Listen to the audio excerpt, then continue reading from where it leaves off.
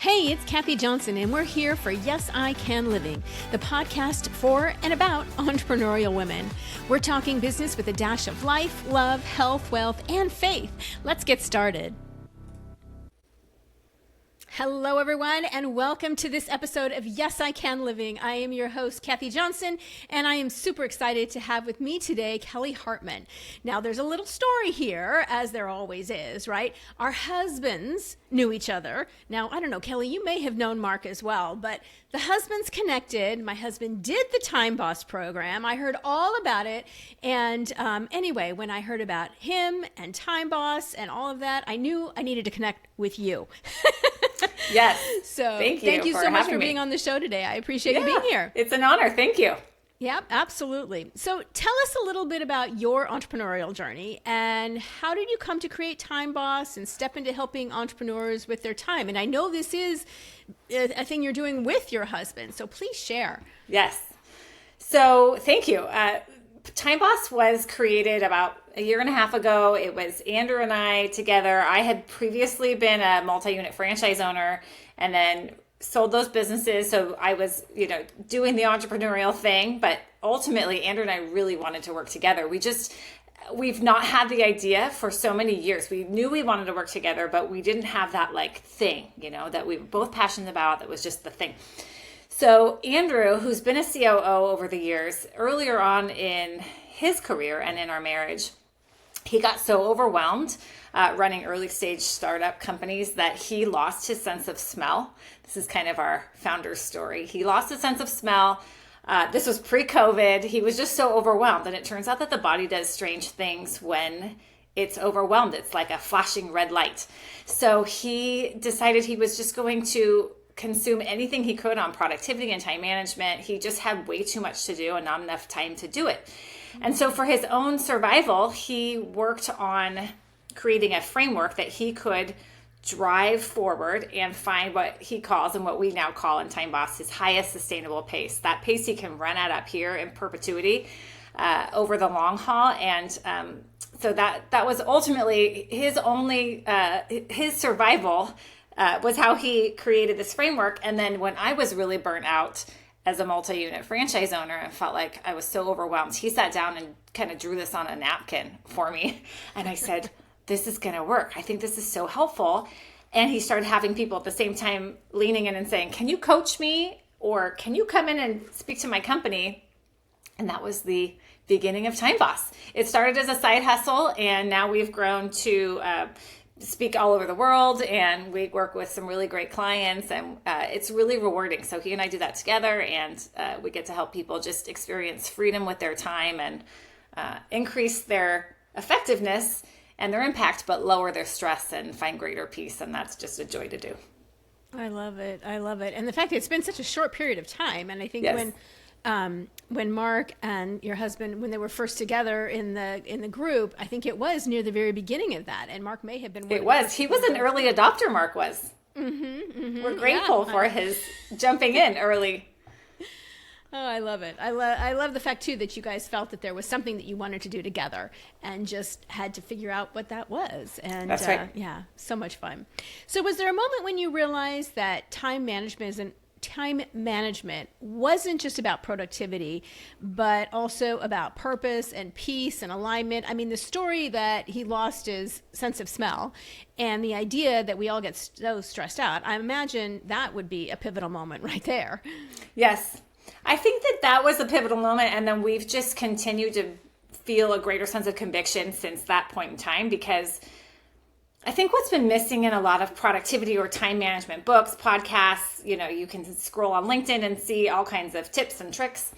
I think that what's missing there is a sense of a personal kind of operating system that helps you drive it forward, and not just like in a little hacky way, but like, what can you be doing? What's a habit? What's a personal operating system that you could be running where you're going to be able to be effective and manage your energy and your mindset and get the best results and have peace driving the ship? I think sometimes when we're so overwhelmed, and most of us have more to do than time to do it. The average person has 121 items on their to-do list and they're overwhelmed.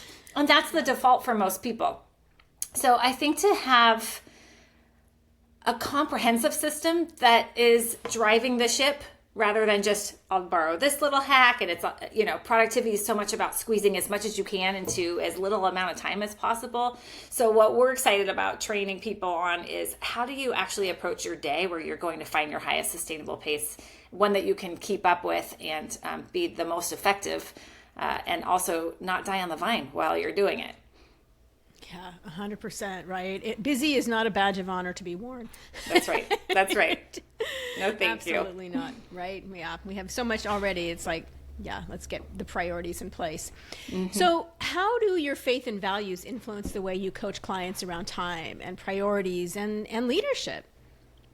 Yeah, I think being a Jesus follower, I think, we really do find time to be a stewardship issue. It's not just, we have one life and we're called to do the best we can with it and to really be purposeful. So I think we view time as a stewardship issue, where when we're operating from a sense of peace. I think that's really a command. The do not be anxious isn't like be a nice idea. It's like, no, do not be anxious. So we're operating from a place of don't be anxious. And how do I live into that? So I think that really does influence how we approach Time Boss. People don't necessarily have a strong faith or any faith really when they come through our program, but I think that you'll see a lot of values that we bring from our faith in our business and how we're running it, and just the perspective of, we only have one life and how are you going to live it? And time is our currency. And so how do we make the most of this one life we have? Yeah. I love you point that out too. You're not, I've talked about this with other entrepreneurs, you're not a faith forward facing business, right? You're not selling the Jesus t-shirt, right? But what you're doing and what you believe in, those core values, right, are aligned with what you believe and how you're showing up in the world and how you're serving, really. I mean, I love that. And the idea of not being anxious and the crazy, I can't even tell you, especially with this event coming up and all that's going on. And sure. Daily, Mark is reminding me of that. Right. Yes. Aren't you so glad you have him to give you some great perspective?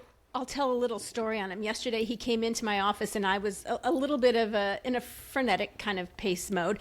And he pulls out a couple of the things from the program and stands over me like, about my priorities.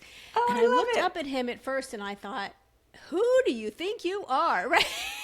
And then I was like, okay, breathe through this. And it was amazing. Like at the end of the day, we went for a walk and I'm like, I wasn't so sure about that on the front end of today.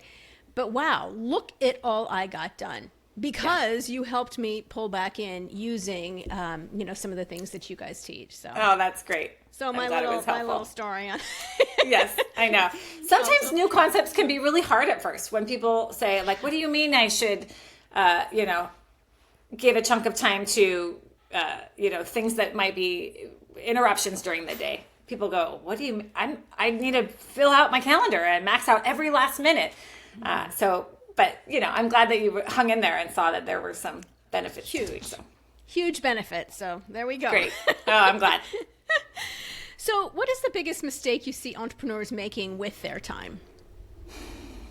Anything in particular?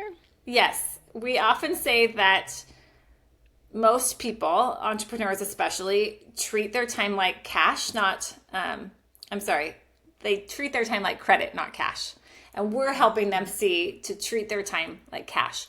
I think it's easy to just have this credit card with our time and we just spend it here and we just keep spending, thinking we have it, endless amounts of time, or shoving it all in and just hoping it gets done.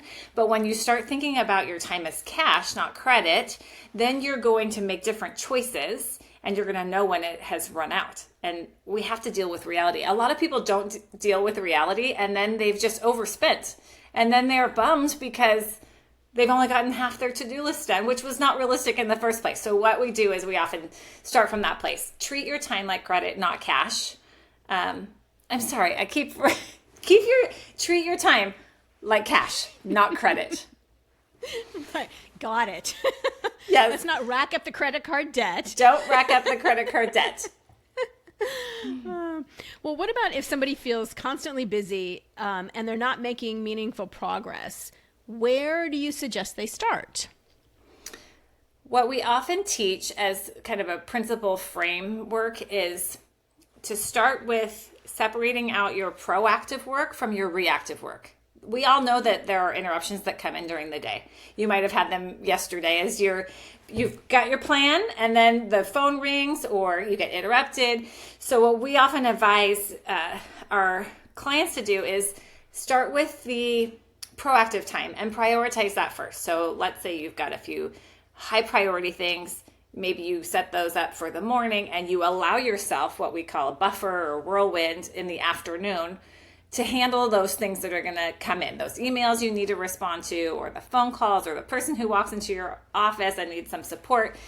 They can get the support, but you've got some whirlwind in your day to deal with some of the things that are going to be reactive, and separate the two so that you can focus on the most important proactive items first, and then handle and then you have a place to put some of those things that are going to be interruptions, and then your brain can go, okay, this is an interruption, but I know that I have time later this afternoon to handle that, which gives your brain sort of a moment to calm down and get back to the thing that you're working on in the morning that requires some good thought.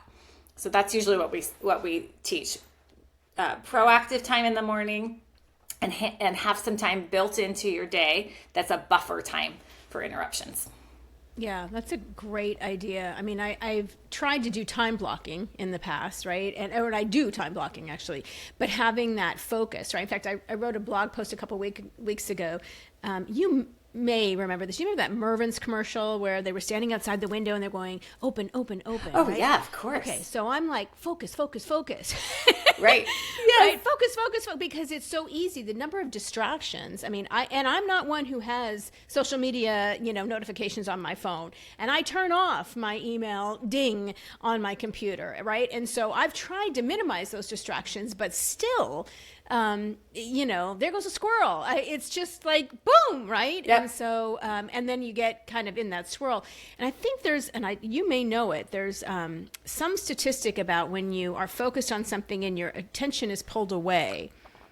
There's some sort of percentage of what it takes to get back focused. It takes a while to get back to the thing you were starting on in the first place, because there's like extra, residue that happens in your brain when you start to get taken out of the thing you were focused on. So, right. Yep. Right.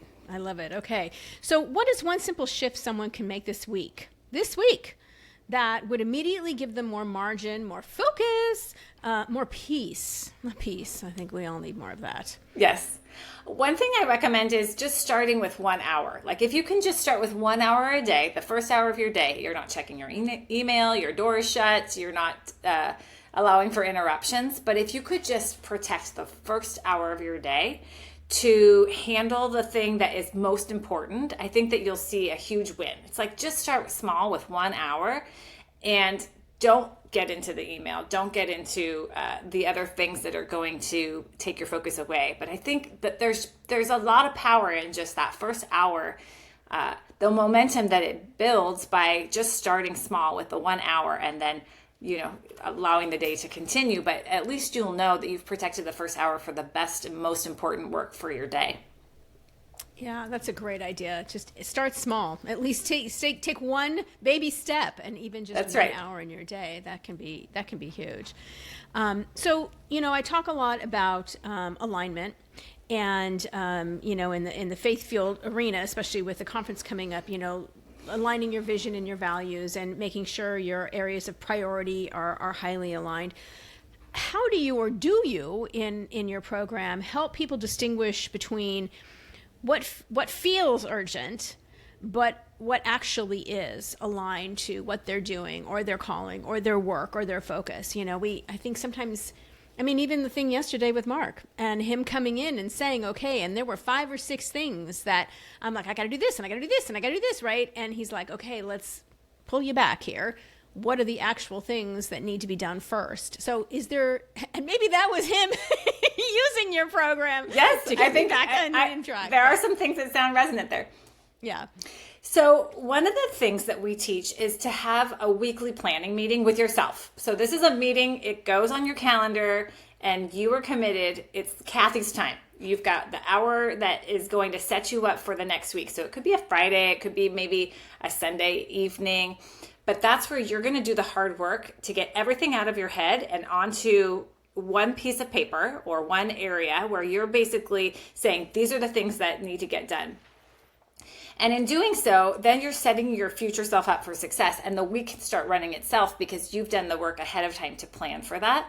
And we have found that to be a huge win for so many people because, like you said, you might have all these things swirling around in your head, but you want to get them out and you want to prioritize them and do that work ahead of time in a sober moment. So once the bullets start flying during the week, you're not like in the middle of the fire and then making decisions. You've already made those decisions in a sober moment so that you can run your week and know, nothing's perfect.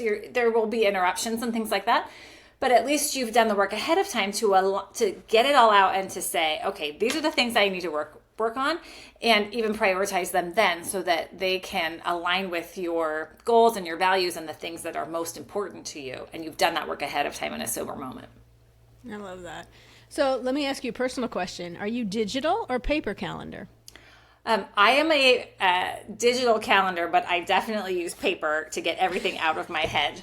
And we're really like agnostic as it comes to technology and software programs and things like that. The best solution, of course, is the one that you're going to use. And I like paper, but what we don't recommend is having it be all over the place. Some people have Post-it notes and they've got things all over the place. We recommend one source of truth for your time and for all the things you need to do so that you're not dealing with, that just adds to the chaos when you have so many different places that you're keeping things. This is so true. We used to joke about if it's not on the Google Calendar, it doesn't exist. That's right. That's right. Yeah. Oh my goodness. So what encouragement would you give a woman who feels overwhelmed or stretched thin, but knows something has to change? Is there some words of wisdom or inspiration? Sure. Well, I've been there. So running a multiple franchises, and at one point in time we had 26 employees, which for some people that's probably nothing. But for me, that was like, oh my gosh, there was just so much going on and I felt so overwhelmed. Certainly Andrew has as well, losing his sense of smell. The body does weird things, as I've said, and things start to not break down. You start to have flashing red lights, and you don't want to wait for those flashing red lights to tell you something needs to change. So if you start to feel yourself feeling overwhelmed, I think that's the moment to have a little time out with yourself and figure out how to change course. You don't want your relationships to suffer or your health to suffer for you to want to make that change. So I would say, don't wait until you're seeing the flashing red lights. Start being proactive and trying to solve it sooner than that. Yeah, absolutely. Because like you pointed out, stress can wreak havoc on one's body and mindset and everything else. And one other thought that I had was just reclaiming our identity. And I think that that's really been an important aspect to this whole thing, especially as a follower of Christ. I reclaim my identity regularly so that I'm not operating from a place of I have to, I should, I'm fueled by my ego or other things. And I think that that's actually a beautiful place to be also. And just a reminder of I don't have to run at a pace that's not sustainable and one that's being driven by my flesh. I can just know that I am fully loved and I don't lack anything and operate from that sense of place before I get into my day. So I think that would be one other tip is just recenter yourself every morning and kind of pour yourself out so that you are starting from a kind of an empty, humble place as you start your day. Yeah, Kelly, I love that. And I think that is such an important piece, right? As faith-filled women, as believers, and Mark keeps reminding me of this, right? God's got it. He's got my back, right? And this event or the thing you're selling or the whatever you're doing, right? If we're working from a place of service and not of ego, like you mentioned, and that kind of thing, right? We can trust and have faith that things will work out in the way they're supposed to, in the timing that they're supposed to. Right. And, that's a great reminder. Sometimes we get so busy, we have our routines and our rituals and everything, and those sometimes our personal time in the morning may get set aside. And that happened to me with just, the last couple of weeks with things going. And I realized it. And it's like when you come back to that and my time in the Bible, in the Word, journaling and prayer and all of that, when I let that shift, it's when things start to get a little crazy. So right. That's, definitely my first. So you're actually one of our door prize sponsors for Faith Fueled. I'm so excited. And you're giving away a couple of the Time Boss programs. So tell everybody a little bit about what is in the actual Time Boss, the program. Yeah, so we're giving away 2 digital courses. Those are all accessible online, and there are videos you can go through and learn the entire Time Boss framework on your own, and you can implement it. And then we'll be here to support you as you're going through if you were to have any questions and want some additional support. That's what we're providing. So it will give you everything you need end to end to run your day and run this framework, and then we'll be here to support you as you are doing so. Love it. So I'm sure there's some people listening thinking, yes, I need to get better control of my day, my calendar, my productivity, really. Where would they go to find you and connect with you? Yeah, so I'm on LinkedIn at Kelly Hartman and with Time Boss. And we also have a YouTube channel, which people can go to for Time Boss, as well as our website, timeboss.us. And that has a lot of resources on it. It has a blog and it has a lot of PDFs, and you can access our masterclass, which is a 90-minute overview also of our Time Boss framework. So if you're looking for resources, you can get that on our website. And we also do have some videos on YouTube as well. Wonderful. And I think they'll see Andrew's face on those places, right? They will see a lot of Andrew. Yep, They sure will. Yeah. Wonderful. Well, again, I appreciate you coming on and sharing with our listeners today. I love the fact that the two of you are in business together and just, felt that pull, felt that call to create something together and really to help us all steward our time on this earth, right? Whether it's working daily or whatever people are doing as parenting and caretaking and all those various roles we as women hold to be able to strategically say yes to what matters most to us. So, absolutely. Well, thank you Kelly, for the work that you do. thank you so much for being with us. I appreciate it. Yeah, thank you. Absolutely. And for those of you listening, if you're interested in hearing more or learning more about the Faith Fueled event, please go to faithfueledevent.com. All the details are there. It is February 27th of 2026 in Anaheim, California. We've got women coming from all over Southern California and would love to welcome you as well. And if you'd like to subscribe to the Yes, I Can Living newsletter, podcast, all the great information, we've got some experts writing over there. YesICanLiving.com is where you'll find that. Until the next episode of the podcast, we will see you and hope you have a fabulous day. Take care, everybody. Bye-bye. Thanks so much for listening to Yes, I Can Living. If today's episode spoke to you, be sure to subscribe, leave a review, and share it with a friend.